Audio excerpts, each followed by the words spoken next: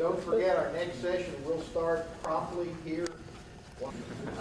Steve Augustine will be presiding over this afternoon's sessions, and I'd like to tell you a little bit about Steve, who is at Millennium, which used to be Quantum, or may still be Quantum.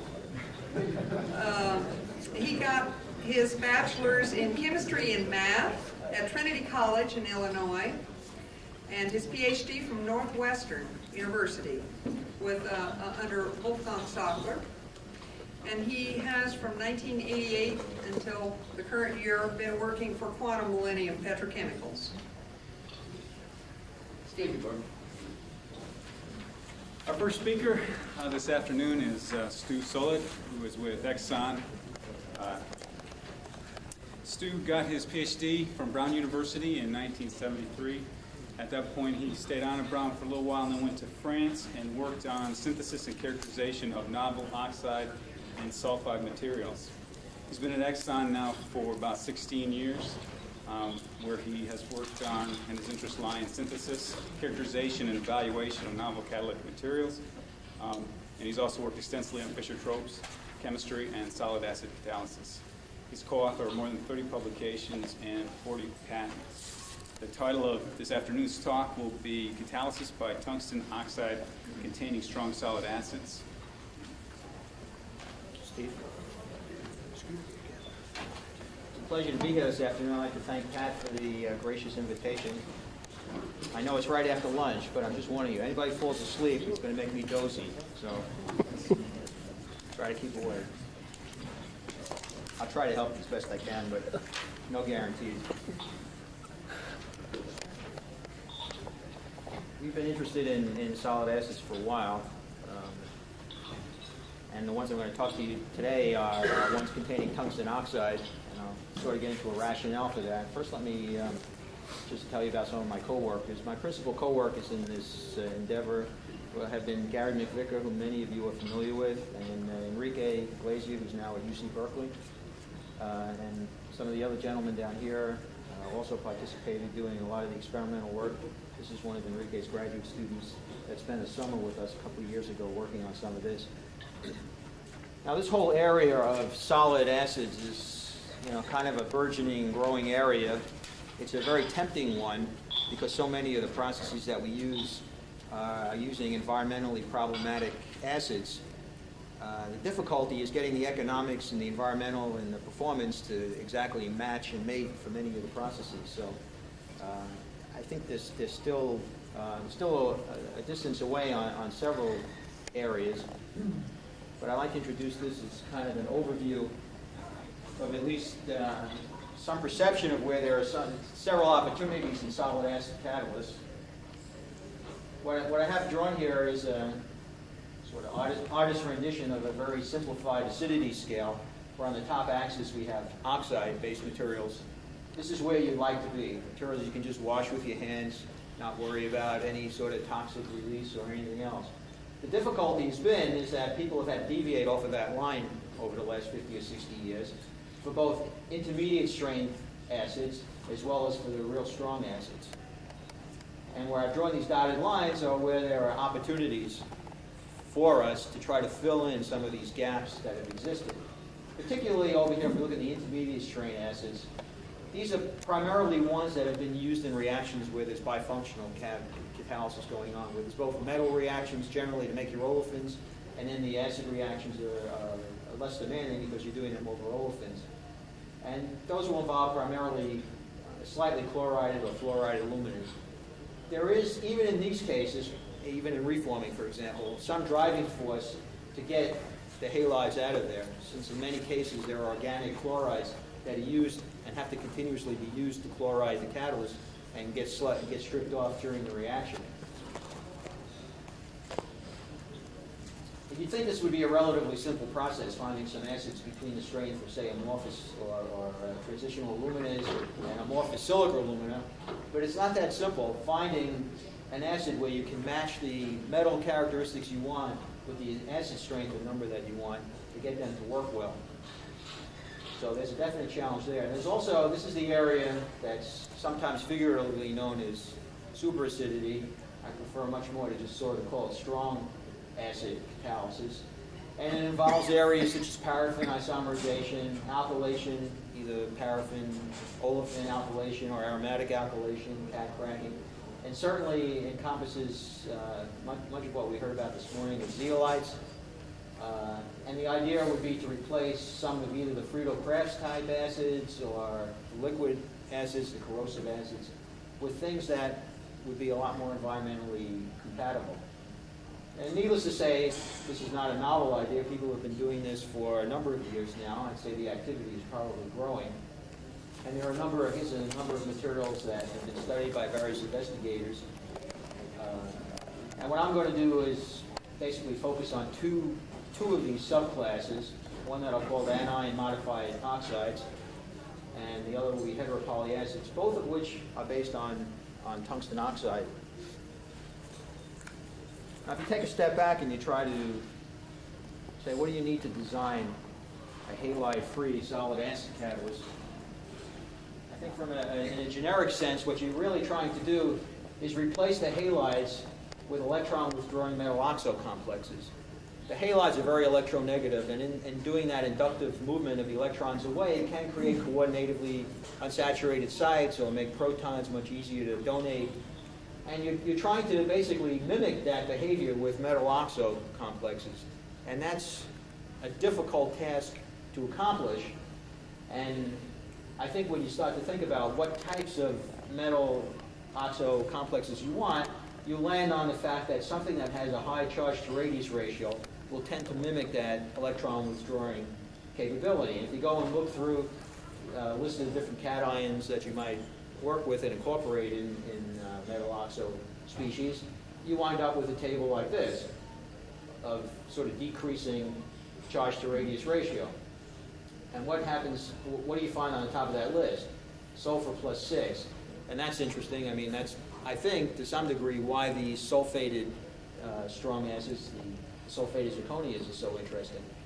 Is you go down that, but there are real problems with that, particularly in terms of stability. You go down that list, and you superimpose on all of these metal oxo complexes that you might want to pick the requirement that you need to have both thermal and reductive stability, and that many times you're doing these reactions under essentially reducing conditions with a hydrocarbon around.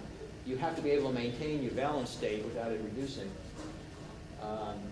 You tend to eliminate some of the possible combinations here. It's very difficult to stabilize, for example, chromium-6 or rhenium-7, which would be interesting candidates and would in fact make nice candidates if you could figure out a way of doing that. Tungsten oxide tends to be reasonably stable under both thermal and reductive conditions, and so sort of pops up this chart to a very interesting level. And I think that is the reason that a lot of the alternative solid acids have wound up being interested in tungsten plus 6. And we're going to look at this tungsten plus 6 in two separate ways. One where we have strongly interacting WOX clusters, and that'll be in the case of an analogy to the sulfate of zirconia, and that'll be the tungstate of zirconia. And one where we have condensed polyoxo species, and that'll be in the case of the heteropolyacids. Most of what I'm going to talk about is going to be on the heteropolyacids, but I'll talk a little bit, hopefully, at the end, without going over the time limit, for which I hear there's severe penalties.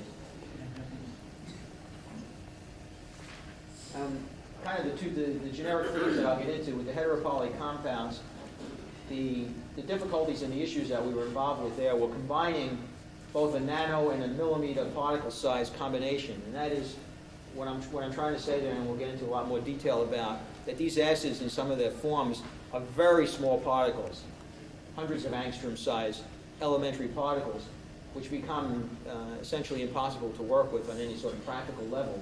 So you have to combine them into millimeter-sized particles, and to get them in that configuration was somewhat of a challenge. This area about side reactions is something we heard a lot about this morning from Greg, and I think it is a critical issue, and I'll talk a little bit about some of the problems that we face with that.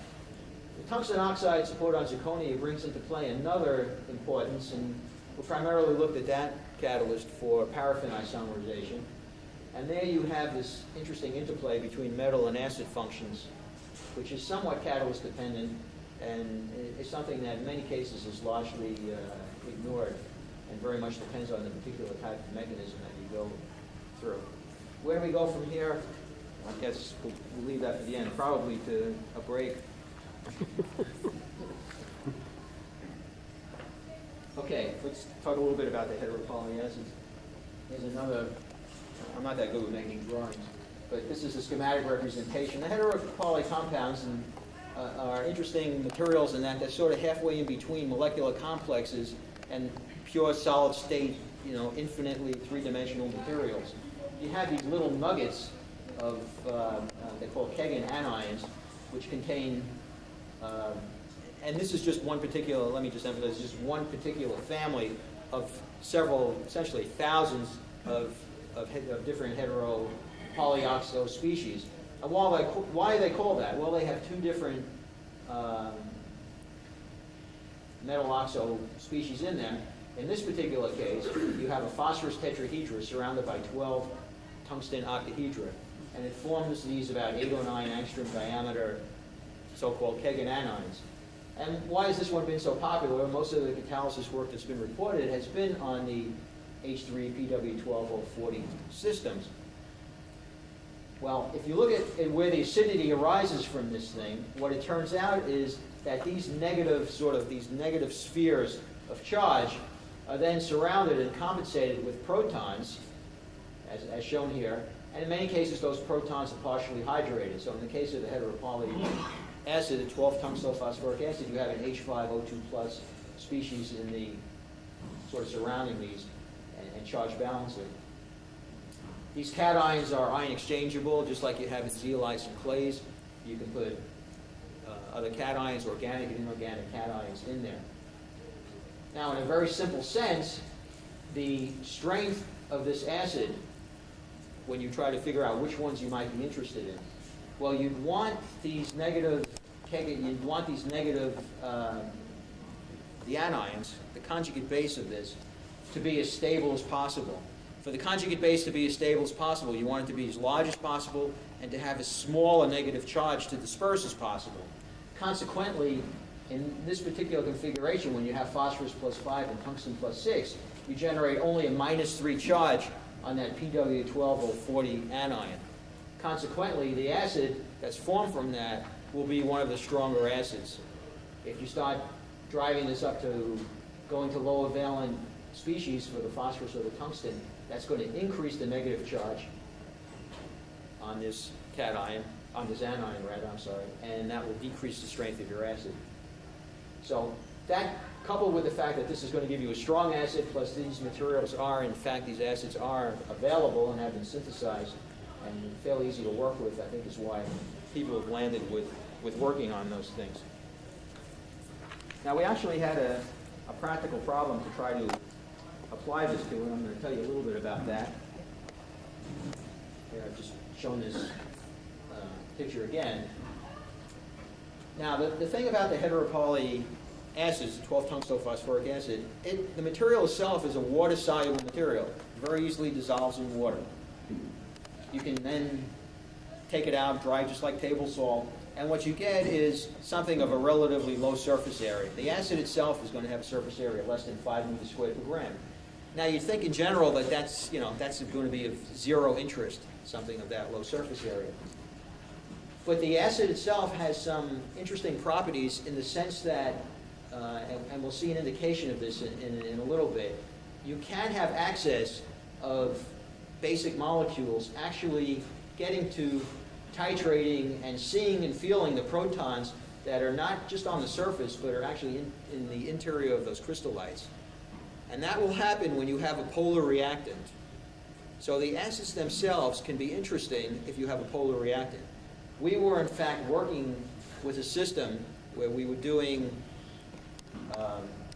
aromatic alkylation using phenol and an olefin to do the alkylation. Now, this olefin we were using was a polymeric olefin for the particular application that someone was interested in. And what we found was the acid by itself, just like it's soluble in water, had sufficient solubility in the phenol that there was a problem in losing it. It was very effective in doing the reaction. However, it would be dissolved and you'd find some tungsten in your product, which was not good. So we were looking for a way of using this system. It was one of the more active ones, or probably the most active one that we had found in doing the aromatic alkylation. But we had a problem, like I said, with the tungsten solubility. So what we had found, and there were several reports of this in the literature, particularly a lot of this work had been done over in the University of Tokyo by Professor Misono.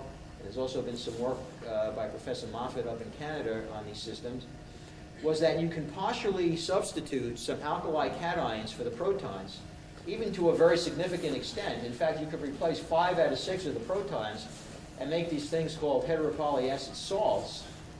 Okay, you still have the acidic proton, but you have all this cesium in there and still maintain a very good level of acidity. And that's pretty amazing, because if you ever take a zeolite and you do this exchange and you take 5 out of 6 of the protons of the zeolite and you put in cesium, you don't have anything left. But there's apparently sufficient shielding by these large anions that you can still feel that proton, the presence of that proton, even with that large amount of exchange. The interesting thing that happens, though, for example, when you put all the cesium into the heteropolyacid, you immediately get, for example, you dissolve the heteropolyacid, you titrate some cesium in, you get a precipitate, a very fine precipitate, so fine generally you can't even filter it. That material that forms does not have any waters of hydration in it like the parent acid. It's totally water and polar insoluble. It gives you a high surface area, particularly considering that the density of these materials are about 7 meters squared, 7 grams per cc. Essentially what you've generated is a submicron sized Bronsted acid. And it's very effective for doing aromatic alkylations. The practical problem that we had, well, the good part of it, first let me say, is that it had essentially no solubility in the polar reactants. And it did this alkylation very well that we were interested in. But the problem was, to think about any use of a submicron-sized particle is not practical. You have pressure drop problems, filtration problems. And so what we were looking for was a way of supporting this salt on a more traditional millimeter-sized support. But mind you, this material, once formed, was water insoluble. So now we ran into the problem of how we're going to take these insoluble heteropolyacid salts and put them into a conventional support without developing and trying to get into all ways of just physically mix them and making extrudates ourselves and so on. So that was a challenge that we had. And I'll kind of walk you through some of the things that we did to try to understand it a little better. First, let me show you just some of the very simple behavior. If you take the heteropolyacid salt and you just do some simple pH or conductometric titrations on it, you find that as you add cesium, you get very clear breaks at more ratios of cesium to the phosphotungstate anion, where you expect right around 3. And same thing on the conductiometric. You're taking the anions out of solution, you finish making the solid, and then you're just putting more cesium ions into solution. So this behavior is quite normal, and what you expect. Doesn't happen with all of them. In fact, you have some interesting behavior with ammonium where that doesn't happen at the same spot, but we can't get into that. Okay, then we needed some acidity characterization probes. Here we used one that my co-worker Gary McVicker has developed and used extensively over the years, which is the isomerization of 2-methylpentene-2. And this reaction is very sensitive to changes in acidity. Primarily what you look at is the selectivity in this reaction of either moving the double bond down the chain, which is very easy to do. All you have to do is form your carbenium ion, decompose your carbenium ion, and you get a methyl group, a double bond shift down the chain to making the 4-methylpentene-2 isomer. A little more difficult, requiring a little higher level of acid strength, is the migration, the methylene group migration down the chain. That requires slightly stronger acid to make this isomer. And require even a stronger level of acidity is to actually generate a second branch, where you probably have to go through a cyclopropyl intermediate to make the 2,3-dimethylbutene-2. So by just taking the ratio of the rates of formation of these different isomers, you can get relative acidity scales for a large variety of solid acids, and it's a very simple test to do. And for example, I think the one I'm going to show here is the ratio of this 2,3-dimethylbutene-2 over the 4-methylpentene-2. That is generating a new methyl group versus the rate doing the double bond. By normalizing it like that, it gives us a way of looking at the essentially the acid sites with a strength capable of doing a particular reaction.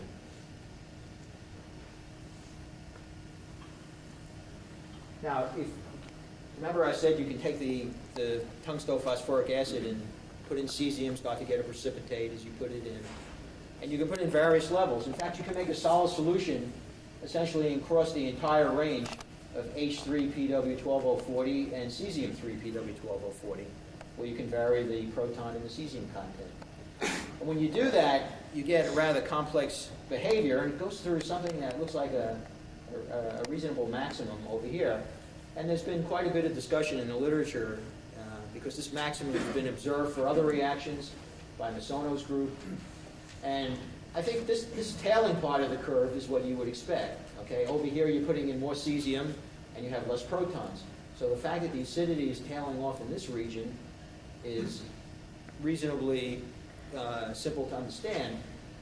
However, there are a number of things going on in this area of the phase diagram. One, you have surface area changes that occur. Two, you have pore size changes, which often affect the transport ability of the reactants to get in. And it's some combination of those two which tends to limit, I think, primarily the access to your acid sites in this area of the diagram. So this area over here where your cesium content is about 2.5, and your proton content is about 0.5, was particularly active for this reaction as well as for the alkylation that we were studying. Okay, so then we tried to look at how some of these acids interact with more conventional supports. And we'll take alumina and silica just to see what would happen. Over here I have the X-ray diffraction spectra of the tungstophosphoric acid put on alumina. Essentially what you find is a spectra, you do that, and we've loaded them up to very high levels here, 40%. You essentially see a spectra that's very essentially identical to that of the starting transitional alumina. And you can kind of simple-mindedly conclude from that, well, we've either dispersed our material extremely well there, or we've decomposed it, or whatever. We don't see any crystallites, though, of the HPWO40. When we put it on silica, which is a much less strongly interacting support, we see something quite different. In this case, we get the spectra, which is very similar to that of the bulk HPW, which in fact forms in a nice cubic crystal structure, giving you these very nice, evenly spaced peaks. You essentially get the same thing with some broadening of the peaks due to the fact that you've made tiny crystallites, much smaller crystallites, by putting them on the support. Well, you couple that with looking at some ammonia TPD spectra, and you come up with an interesting conclusion. First of all, if we take the HPW and we dry it, come back down in temperature to about 110 degrees or so, titrate in, let ammonia flow over it, and then switch over to inert and do a desorption. What you find is that it holds on to the ammonia till quite high temperatures. If you integrate the amount of ammonia that comes out in this desorption peak, you find that in fact the ammonia, like I was mentioning earlier, will sample all the protons in that H3PW12040. Even though, as I said, it has a surface area of 5, this ammonia corresponds to an ammonium, 3 ammonias for each PW12040. So it's titrating all of those. It's getting into the interior of that 5 millimeters squared per gram crystallite. That's pretty unusual behavior. Okay, now if you look at the desorption spectra on silica, you find something reasonably similar. The desorption has just moved to slightly lower temperatures. Maybe that's due to the smaller crystallites. When you put it on alumina, though, you get a spectra that looks like this. There is a little bit of a high temperature peak, but there's also a substantial peak down at lower temperatures. And when you compare this, and I haven't shown it here, but if you compare it to, say, a 40% tungsten oxide on alumina, you find a peak right about here in the same spot.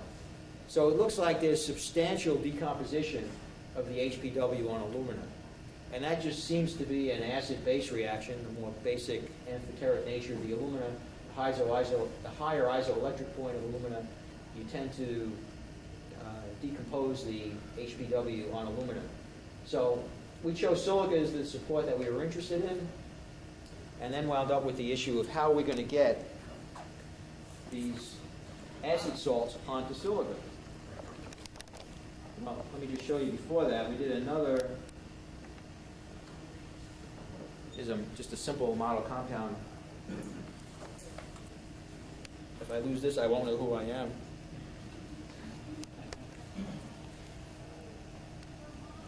Okay, we chose a reaction, one also that's been studied in the literature before, of 1,3,5-trimethylbenzene with cyclohexene, and just looking at, it's a very simple reaction to monitor the aromatic alkylation behavior, and looked at a number of materials for that, amorphous silica aluminas, moordnites that we had, sulfate of zirconia, the phosphotungstic acid itself, and now these are nonpolar reactants. So we expect that low surface area to be a problem now. We only get penetration to those interior protons when we have a polar reactant, like ammonia or phenol, not when you have nonpolar reactants like this. So this low surface area is a problem. If you take this acid, though, actually, and go down to here and put it onto silica itself, it becomes quite active. We have the small crystallites. And the only reason we couldn't use something like this was we in a situation like that, we still had the solubility problem with our phenol reactant dissolving the acid even though it was on silica. It wasn't strongly, excuse me, wasn't strongly interacting enough with the silica to prevent its dissolution. But you can see with the cesium 2.5, with the bulk cesium 2.5, there was still considerably high activity with that material. So how to get those cesium tiny particles inside or somehow mixed with a silica strudate? Well, I joke about this sometimes. I mean, the only thing I could think of for a while was drilling little holes in the silica extradate and packing in this stuff. But that got rather tiresome. After a few hours, I got exhausted making 4 extradates that way. But the bottom line is that it actually turns out to be a relatively simple thing to make something that has this particular morphology. And what I'm showing here is a 16th-inch silica extradate of about 270 meters squared per gram. These are our backscattered microscopy images. These rings over here are the actual place where there's cesium and tungsten. So what we've managed to do is to make the acid salt in this tiny egg white configuration, about 2/3 or so of the way into this extradate, formed in this tiny band. Now, if you ever started out to try to do something like that, you probably never could. This was a rather serendipitous result, but really interesting when we saw it. And here are some other views, a little more blown up. You can see there's a little spillage off of the ring, but it's amazingly concentrated. It almost looks like a chromatographic type effect. And so how did we ever do that? Before I show you how simple it actually is, let me just give you one more proof here that that's what we have. Is we just took those extrudates and ground them up, took X-ray patterns, and essentially saw the cesium phase right inside mixed in with the silica. And here's it compared against the bulk. So it was there. The backscattering image showed it. The X-ray diffraction showed it. In fact, in the backscattering image, every time we saw cesium, we'd see tungsten. Every time we saw tungsten, we saw cesium. So, in fact, it wasn't. It was interesting how it happened, but not very complicated a preparation. In fact, all we wound up doing was first taking those extradates and impregnating them with cesium carbonate.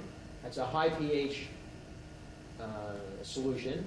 And at the high pH, we're driving the equilibrium towards this side. We get an exchange of the cesium, at least this is our postulation, get an exchange for the cesium for the protons on the surface OH groups on the silica, essentially giving your surface a configuration looking like this. The carbonic acid gets driven off, and you set up your particular surface in this configuration. We did see when we did EDS at this point that there was a reasonably very even distribution of the cesium when we monitored at this point. We then take this dried material and do a second impregnation now with the phosphotungstic acid. Okay, this is a low pH solution. You now will exchange the cesium for the proton, the reaction will drive in this direction to the right, and what seems to be happening as you go into the extradate, okay, you're getting more and more of the cesiums to exchange with the protons. So when you're just slightly into there, you might have cesium 0.1, cesium 0.5. When you reach a critical concentration, which is somewhere around this 2.5 level, the material precipitates. So it's a way of making a very even composition, and one where when you reach a certain critical composition, it goes into the interior of the extrudate and then just precipitates out, and that's how you get that chromatographic effect, and you get this egg white distribution of the precipitated acid salt. So that was totally unanticipated to us when we started, but gave us a way of making, what sounds like very complicated. I told you about all of the structural stuff with the phosphotungstic acid, getting an insoluble material mixing in with a precipitate. But all we really did here was take a bottle of silica extradates. We took a solution of tungstophosphoric acid that you can buy, a solution of cesium carbonate, and did an impregnation, dried it, and calcined at 300 degrees. And it's all there. That's as difficult as it was. So it's actually a very simple catalyst with a lot of history behind it. Okay, we ran that actually for a considerable period in a pilot unit for actually a couple of weeks with this polymeric olefin phenol mixture. And the catalyst behaved well for a while, and then it started to deactivate. When we took some of that catalyst out and tried to do some analysis on the deactivation, I told you if you doze off, I'm going to get sleepy. Okay, we do some analysis of the carbon, or say the polymeric species that's formed on the catalyst, and this is a TG, combination of a TG spectra. Here's the weight change as we go up in temperature with this curve. It's a sort of noisy derivative curve up here, you can kind of ignore that. And then we have this hooked up to a little quadrupole mass spec, and we're monitoring the CO2, that's this thing over here, and the water, that's this peak over here. And you can see that there seems to be several areas of weight loss, one predominantly of water at low temperature, and then one of increasing carbon to hydrogen ratio. Here you see the CO2 is going up, just a little bit of water. Here you see a lot of CO2 and very little water. So the carbon-hydrogen ratio, the more refractory species coming out here. Now this reaction was done at about 150 degrees. It's making polymeric species that require temperatures close to 500 degrees in order to thermally burn off in air. Okay. Now, there are other ways of approaching this type of problem, and I think that a lot of the sort of existing aromatic alkylation processes run swing bed reactors where you put a solvent in and you actually do washings fairly early on in the run. And this is kind of an indication of one of the problems, and maybe why you have to do that, because you can start to make very refractory carbonaceous deposits. Now, mind you, we started out with a polymer to begin with about 2,000 or 2,500 molecular weight, so it wasn't that difficult to get things much heavier than that with just a couple of polymerizations going on. But it does point out one of the Achilles' heels in an area where there is some need for some further work, the heteropolyacid salts, and that is they don't like high temperatures particularly well. And that's not just for the spent catalyst. You can see if you take the fresh extrudate and go back and do that 1,3,5-trimethylbenzene alkylation I was talking about before. This is the fresh extrudate. This is the fresh one calcined at 480 degrees. Normally we do these calcinations at 300. So just in that 180 degree temperature difference, there's a significant fall off. These were the ones that came out of the unit after that 2-week period in time. They had virtually no activity. When you calcined them to get some of the carbon off, they regained a little bit of activity. And going up to higher temperatures impacted that. And this was once you form that real high polymer, it's very hard to wash it off with any kind of solvents. You'd have to do it much earlier on. Now the point is, what happens in that temperature range? Well, here's another X-ray diffraction spectrum. You can see, generally, the structure itself stays pretty stable. If you look at the If you look at the bulk cesium 2.5, at those two temperatures, you don't really see much different. And even if you look at the one on silica, calcined at 480, that came out of that unit, there was no real change. The problem is, though, is as you go up in temperature, this proton over here can dehydrate. You can form water. And when that proton comes out, there goes your acid site. So one of the unresolved issues with these materials, if one were to ever have to expose them to high temperature conditions, are there ways of getting that proton back reinserted into the acid salt? Either that or one has to find other ways of getting rid of that deposit before it gets too severe. Well, here's a set of quick conclusions. So I do want to get into the other topic just for a few minutes. On the heteropolyacids, they provide a versatile family of environmentally compatible solid acids. I think the amount that's been studied on them is relatively small at this point in time. It's certainly a ripe area. The cation exchange heteropolysalts differs substantially from zeolites. There's none of the shape selectivity that we heard about this morning. And for some reactions, that's a problem. For other ones, that's an advantage. You can vary their acidity from that of halide aluminas to that of zeolites, and in fact, probably a little bit even stronger than some zeolites. You can retain their structure on some metal oxide supports. They are very interesting for aromatic alkylation activity. I did show you this in situ reactive deposition procedure to make the cesium acid salt within the extrudate, forming these unusual egg white geometries, and sort of raised a whole bunch of issues in terms of regeneration. I'm going to spend just 5 minutes, hopefully, on the other part of the tungsten oxide story. Totally different now. Now we're just taking WO3 and putting it on zirconia, in analogy to the sulfate system that you've heard about before. Now, why would be interested in this? Well, here's a real simple graph showing you what got us mostly interested in this. Do a very simple model reaction with normal heptane, run at 200 degrees centigrade, and look at the selectivity ratio that is cracking over isomerization, the C7, as a function of C7 conversion. Now, normally as you go up in higher conversions, you're going to get the secondary cracking reactions to go. They're very severe and become very significant with the sulfate and zirconia catalyst. Now, if you're doing isomerization, you don't want to do cracking at the same time. But there is a significant difference between sulfate and zirconia and tungstate zirconia when you put platinum on it and you do a simple paraffin isomerization reaction. And this was very interesting to us. There's a lot of motivation for trying to be able to do C7 plus isomerization. For example, I'll just cite you two simple things. One, if you could really deeply isomerize naphtha range molecules and instead of putting them through a reformer, that would be quite interesting. There are two problems there. One is limiting the amount of cracking, which this seems to take care of. The second one, which is probably even more difficult, is to get the isomerization to be very deep. In other words, get multi-branched isomers to go on. To do that, you have to go to lower temperatures. Thermodynamics pushes you in that direction. 200 is a movement from where things can be done with zeolites, but it's apparently not strong enough.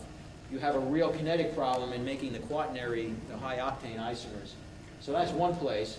Another place where doing isomerization of molecules without cracking occurs in converting the really long molecules, things in say, a wax range.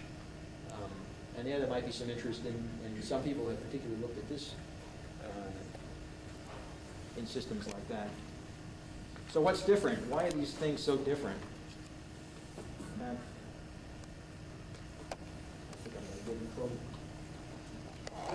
Okay, one thing that we found in our early studies with the sulfate zirconia was that the paraffin isomerization over this material did not proceed in the conventional bifunctional way where you make an olefin from dehydrogenating over the metal and then rearrange the olefin over an acid site and so on with this, and then rehydrogenate over the metal, get your isomerized paraffin through an olefin intermediate with the rate limiting step being the acid rearrangement.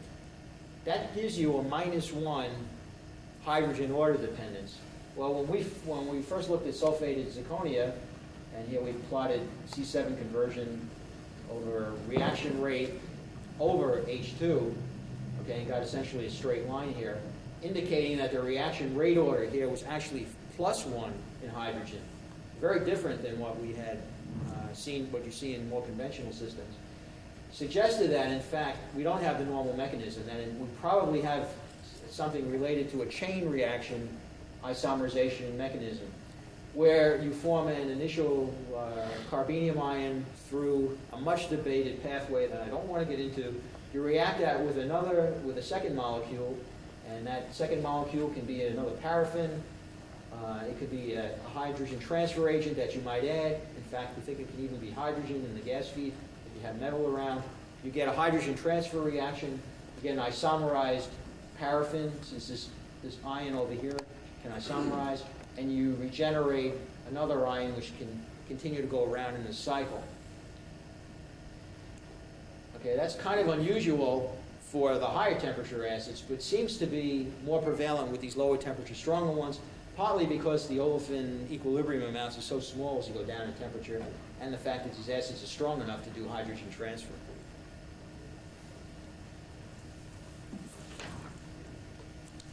Okay, and that showed up. I showed you, for example, on this last graph, this little funny-looking guy on the bottom here, adamantane.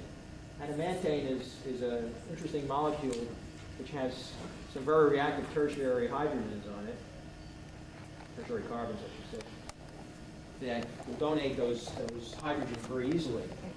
And if your rate-limiting step involves hydrogen transfer, adding adamantane should help.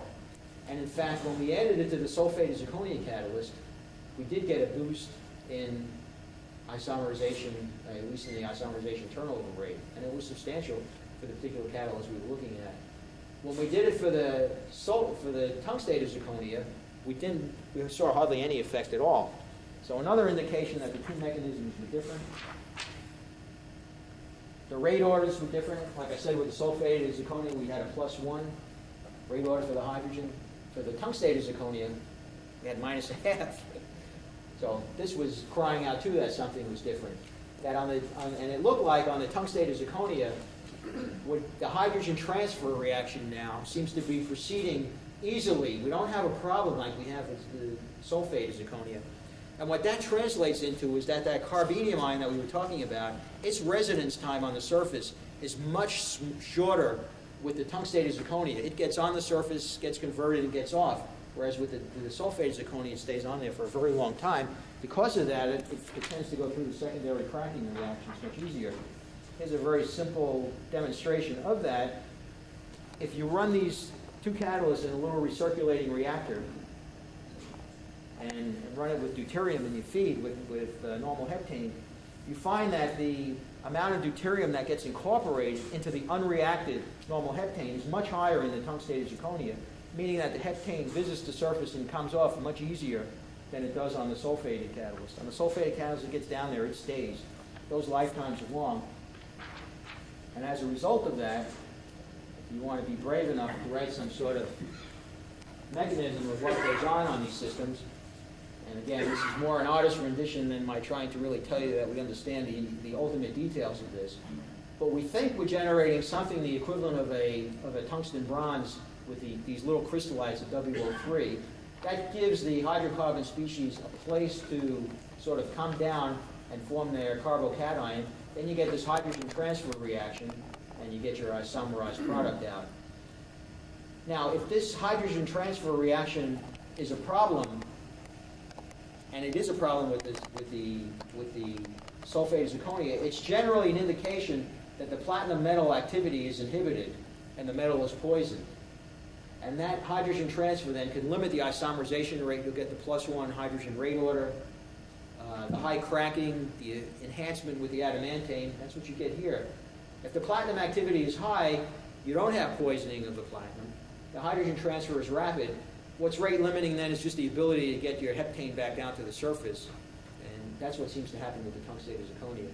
So these systems behave very differently and very interestingly different. And there's still a lot of work going on. Most of our work is just still being done with collaboration with Professor Iglesias out at Berkeley. He's trying to really understand the details of this a lot better. So I think with that, just to leave a few seconds left, I'll conclude. Thanks for your attention, and I'll try to answer any questions if I can.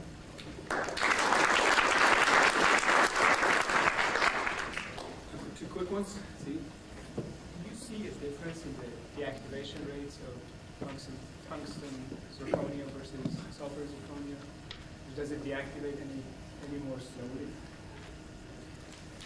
We haven't done sufficiently long testing to examine it in detail, but I'd say it doesn't appear that it appears that there's less deactivation with the tungstated zirconia, but I would say that that's based on very limited data at this point.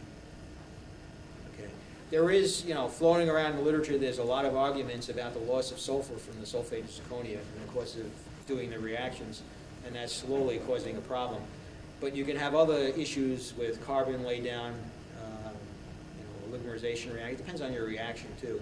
With paraffin isomerization, that's not a particularly deactivating reaction if you run hydrogen and you have metal around. Try running any of these without the metal and without the hydrogen, and they'll go for about a few seconds. Okay, but you put metal and you put hydrogen, and they're both reasonably stable. Okay, so it's not a big problem. Certainly, it was a problem with the aromatic alkylation, though. You have on your charge to radius ratio, why, and I'm not sure exactly where the numbers were, but phosphates and nitrates don't show up on that graph, and why they won't perform similarly. I would assume they would be greater than maybe 10. You got a phosphate group. Right. Yes. I think I'm trying to remember where phosphate comes out. I basically took just the transition metals and you made a good point. I think phosphate, it's going to come out. It's going to come out probably in the range of somewhere between vanadium and tantalum, I suspect. So, and in fact, there are some solid acids which have phosphate on them, or phosphate modified forms of silica or alumina and so on. So, yeah, I think that's a reasonable one. What was your other one? I would possibly nitrate. Nitrate. There, I think it's just a stability issue. But I think phosphate's a good one. I probably should put that on there. Thank you. Well, let's join. Thank you, Stu, again.